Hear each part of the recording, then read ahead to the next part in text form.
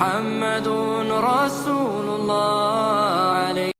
اللہ نے اپنے نبی کو تسلی دی، فرمایا جب یہ اس جہنم کو اپنی آنکھوں سے دیکھیں گے نا جو نافرمانوں کے لیے تیار کر کے رکھی ہے، تو ابھی تو کہہ رہے ہیں اس جہنم میں جانے کا ٹائم بتائیں، لیکن جب دیکھیں گے تو ان کے چہرے بگڑ جائیں گے، جیسے کسی چیز سے نفرت ہوتی ہے انسان کو اور اسے دیکھ کے چہرہ بگڑ جاتا ہے. وقیل ھذا الذی، اور کہا جائے گا یہ ہے وہ آگ جس کا تم دعویٰ کیا کرتے تھے، مانگا کرتے تھے کہ کب آئے گی. تم کہتے تھے ہمارے سامنے یہ آگ لے کر آؤ ہم دیکھیں، تو یہ ہے جس کو تم مانگا کرتے تھے. آج تمہارے مانگنے پر اللہ نے یہ تمہارے سامنے رکھ دی ہے.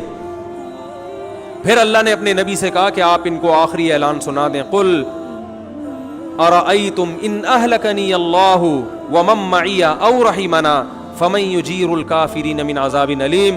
بتاؤ جہنم کب آئے گی، یہ تاریخوں میں پڑھنا، یا جہنم کب آئے گی، جنت کب آئے گی، قیامت کب آئے گی، اس کی تاریخیں تو مجھے معلوم نہیں ہے.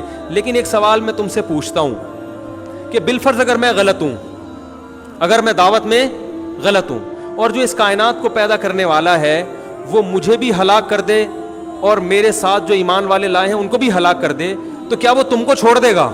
تم تو صاف انکار کر رہے ہو اس کا، تمہیں کیسے چھوڑ دے گا وہ؟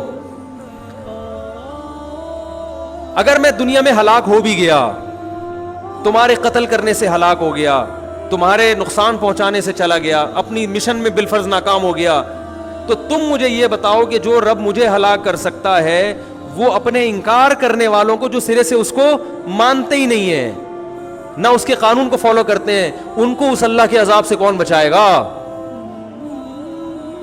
یہ بھی ایک سمجھانے کا انداز ہوتا ہے. اور پھر اللہ نے ایک دلیل، قل هو الرحمن آمنا به وعلیہ توکلنا، اور اے نبی ان سے کہہ دیجئے وہ اللہ صرف اللہ نہیں ہے، اس کی صفت ہے رحمت کرنے والا.